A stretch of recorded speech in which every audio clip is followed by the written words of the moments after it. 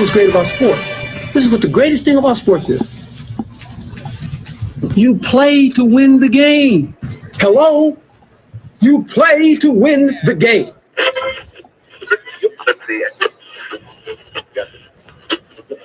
Winning isn't everything, but it's the only thing.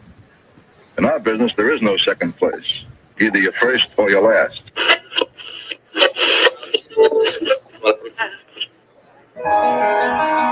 Ain't this what they've been waiting for? You ready? And now, the W with Walls and the crew. Good morning. Where winning isn't everything, it's the only thing. On 100.1 FM. Good morning. And Facebook Live.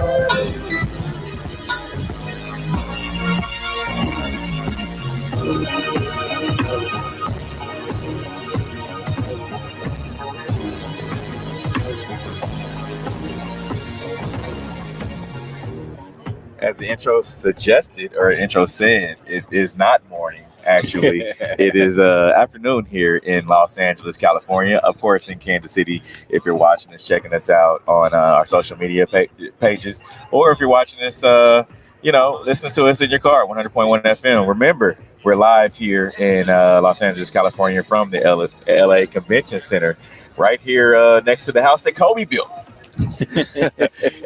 Formerly Staples Center, now called Crypto.com Arena. As always, I'm joined by the other host of the show, DJ Q to my right, Jazz to my left, and also Noel, and being produced by Broderick Burst is producing us today. How's everyone doing? Good, man. I'm glad to be here. Man, yes, sunshine to live and die in LA.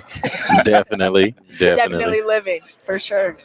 No, how you doing, man? I'm doing great, man. I'm glad to be out here as well. Year 3 of Radio Row. So we took the flight Saturday. I know we have a lot of people who've been following our travel experience this go round, and we did a little TikTok. Jazz, talk about our TikTok that we that you had us all do. So I made my TikTok debut. I haven't posted before, but we decided to pull it together. I'm starting at the airport, MCI. We got a little clip of us walking with a countdown, and then transitioned into Pro Bowl when we were walking in. So I'd say that was I started with a bang. That's a pretty big debut on TikTok for sure. How many views are we at so far? I'll have to check. Let's just say a lot. Yeah. Let's say a lot. We don't count views because they're going to come anyway. That's right, man. That's right. So we're here. If you're just tuning in, the W Show live from Los Angeles Convention Center for Radio Row ahead of Super Bowl 56. Of course, that will take place on Sunday. The Kansas City Chiefs, if you've been under a rock, they are not playing in the game. However, it is the Cincinnati Bengals and the Los Angeles Rams. The second year in a row where a home team is going to be featured in the Super Bowl. Yeah, and it's the next chance for another team to actually, the home team to win it, and so you won't be so sad this year. That'll be the only difference from last year. Look, I don't have that. Look. Yeah, no, it's not on here. Yeah. It's definitely coming. So we took a trip, a trip within a trip on Sunday morning. We headed over to Las Vegas for the 2022 Pro Bowl. I want to start with you. What were your thoughts on the Pro Bowl in Las Vegas? I have a few. Got a couple. The trip itself was fun. Getting there. Seeing the beautiful stadium. This is my first time being there. Vegas is Vegas. But as far as the game itself, it's quite forgettable. If we're being honest, I mean, it's kind of, reduced to, just kind of two-hand touch, which I fully understand. The players don't want to get hurt. They have contracts at stake, things of that sort. But I just think it's time to get rid of the game itself because it didn't do any justice to the previous Pro Bowls that we grew up watching. Right. So, but the experience itself was amazing. The stadium was, honestly, it was flawless. Again, never been there before. So overall, I would say give it an A+ experience just for the stadium itself. Now, Jazz, no mentioned the stadium. What were your thoughts? We got to see it during the day and also lit up at night. The Death Star. What do you think about the stadium? And your first time in Vegas? Right. For sure. It was crazy. The stadium was really cool. I know when we first got into the press box, I had mentioned how high up we were, and I said, "Oof."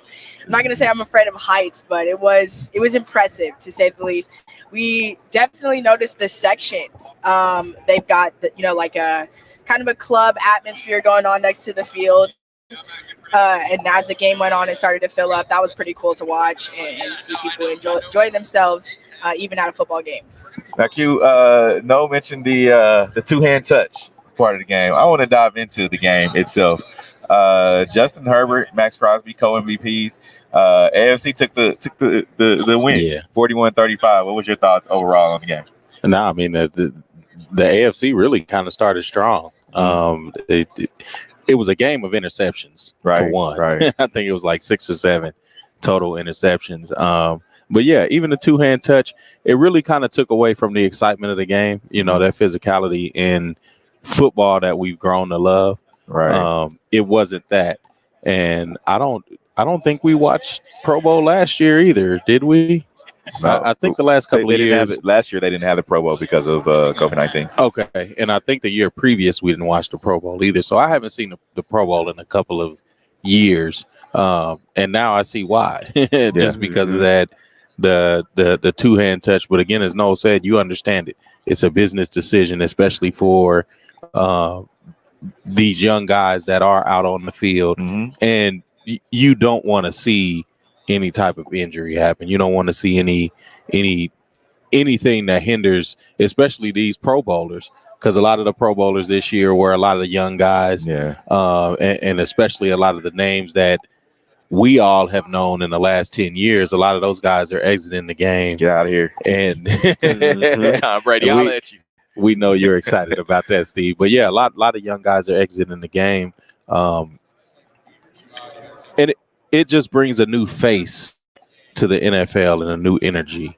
Of course, you really don't see a lot of the new energy with the Pro Bowl in this All-Star game setting. But there may be a way that the NFL doesn't necessarily have to do away with the game and maybe somehow make it kind of exciting. Because I would say they're doing a good job just by adding the other elements, like them playing Madden, them having the catch competition. I think they should move, like you said, away from the game and just add more of those so the fans can still get their experience with these new players and not have them risk their careers over a meaningless game.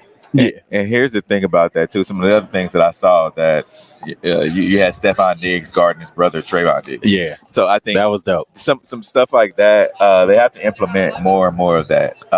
If there's a Travis Kelce, Jason Kelce, how, Travis could possibly play defense or something like that to be able to figure out how to get more viewers, because we know people are going to come. It's Las Vegas. And if they continue to have it in these different stadiums, like next year, if they have the Pro Bowl, I don't know where they announced that it's going to be, but if they have it in LA, I'm sure, people are going to flock just because it's LA. And another thing the NFL could definitely look at is that Nickelodeon broadcast. I mean, with last season, that was probably the highlight, the best broadcast that we saw from all of the NFL games last year, and it was just a change of pace. So again, just looking at a lot of the different things outside of the game that could really bring the attention back to the NFL, which Steve and I have talked about for the past 5 or 6 years of this just being like a dying sport, and it could be something that could help revive it to where it's not like baseball where people just totally abandon it from watching it or going to games. And it's crazy though, because Vegas, we hear about all the negative, stories about Vegas, right? They get an NFL team. You get players that are acting out of control, right? Last night, you had came across the news wire, Alvin Kamara, right? He news was said that there was an issue in, I don't know if it was a nightclub or what happened with that, but it's Las Vegas. Las Vegas is undefeated, right? So I don't know if they'll have to look at things and say, all right, if these players are going to be playing in the Pro Bowl, maybe we need to have more of a controlled environment for them, not to be able to go out. Which I think this is the time where players get to let their hair down.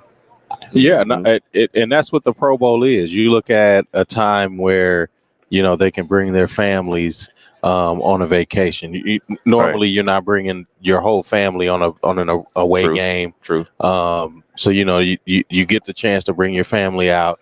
You get the chance to almost have like this sort of like end of season like vacation. Yeah. To really get your the different players to get their kids and their families around. But again, there's a lot that needs to be focused on outside of the game. And I think that goes back to the overall experience for the players and the fans, because I know it was a big deal watching the kids in the tunnel after the game when the players are coming out, and we were laughing about it, but them dropping the balls on strings for for them to I had get never seen autographs. anything like that. Crazy, super clever, but it just showed how much the kids really get involved and how much these boys or kids in general look up to these guys. And so I think that's super cool that they still get to engage and have fun and enjoy just as much as the players do. Definitely. Yeah, bringing it back to LA, right? There's a big game on Sunday.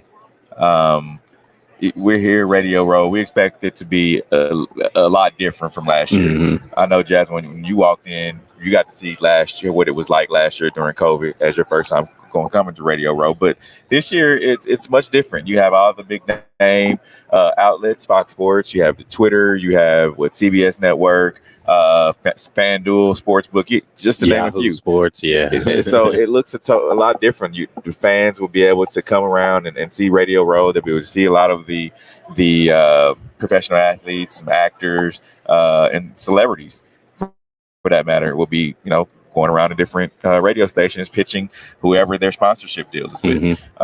Jazz, your first outlook on what you saw for today. Yeah, I think last year, I was kind of intimidated coming in just being a rookie, it being my first year in general, not knowing what to expect. But coming in this year, I think I was a different kind of wide-eyed and shook. It was kind of a culture shock walking in compared to last year, and a little bit intimidating looking around and seeing those big booths and seeing so many more people already. I think that was a totally different kind of a wow factor for me and kind of opened my eyes even more just in my second year. And I think yesterday, too, talking with others in the press box, even locals from LA, it was another guy, his first year this year, and asking me for advice. And so that was kind of like, hey, I'm still new too. And it was definitely, I had to come from a different perspective of not getting the full experience last year. But hey, I'm still learning, but this is what I learned from too. No, we're here, like I said, inside of the Las Vegas Convention Center, next to the house that Kobe built. Los Angeles. You're still in Vegas, Steve. Oh, Los Angeles. Sorry. Staples Center is where we are. Your thoughts on what the Radio Row looks like so far? I would say compared to the very first year that we, did this in Miami, it's just that much bigger. It's just so much going on. I mean, you've got all these outlets. You got people, I've seen a couple, famous people walk in, just kind of low key. And it's like, man, you just know, like, as the days progress, it's going to be so many more of them. And it's going to be so many people in here. It's going to be hardly room to walk. It's just going to be an amazing experience. And then you got the, the football, is that the Super Bowl experience? That's what it's called on the other side of the wall over there. That's really fun as well.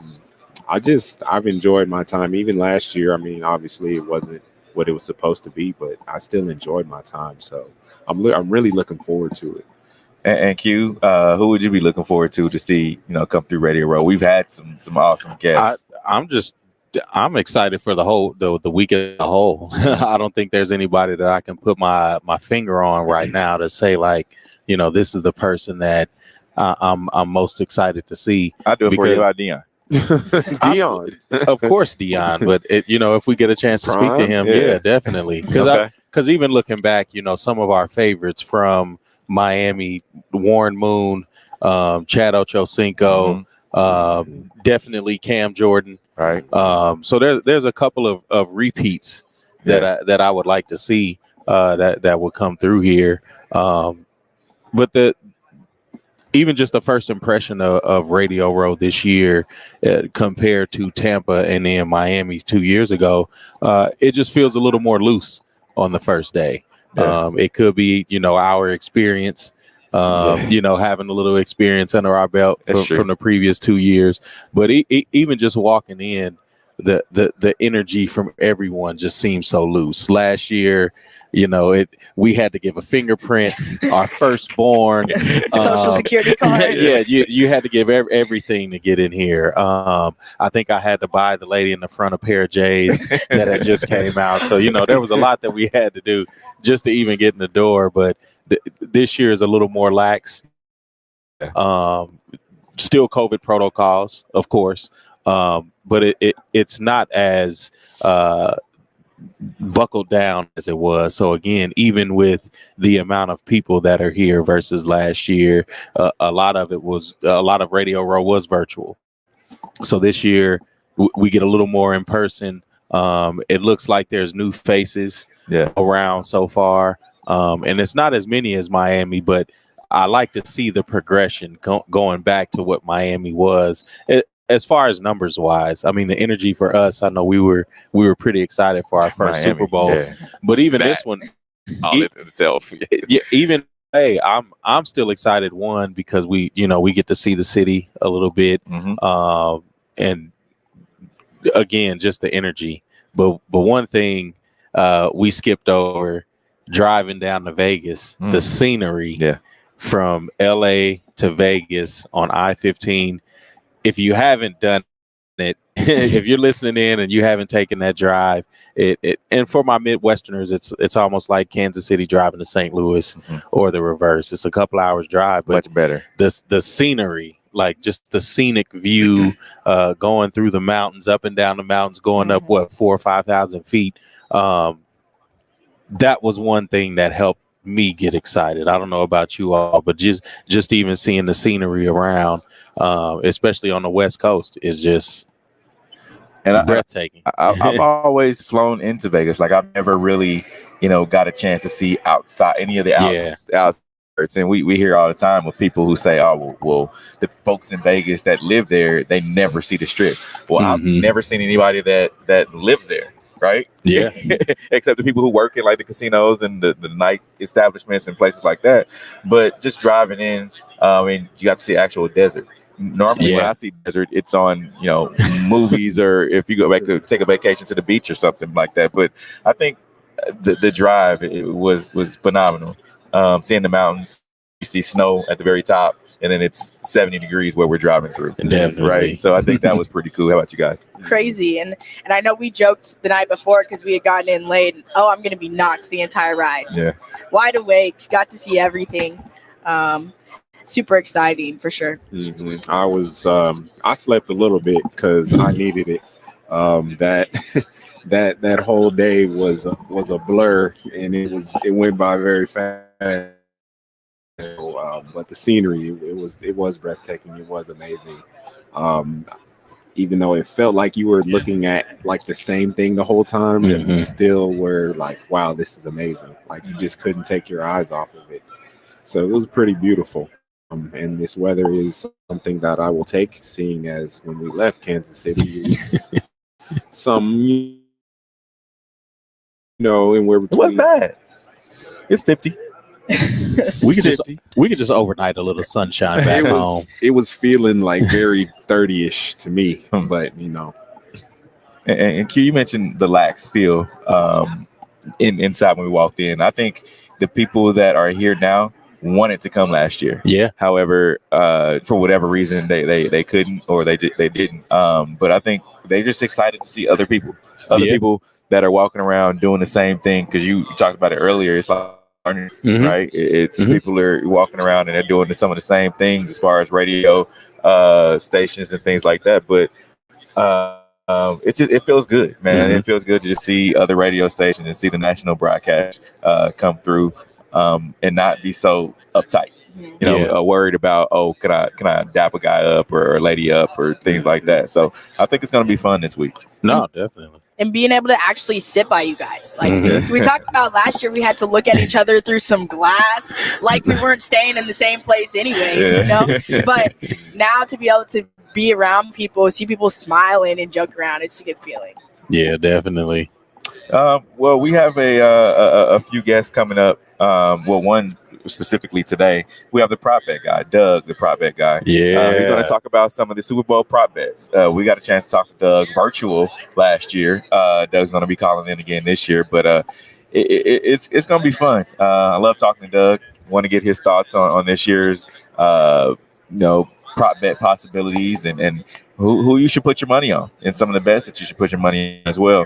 And real quick, before we take a break, I want to highlight our sponsors.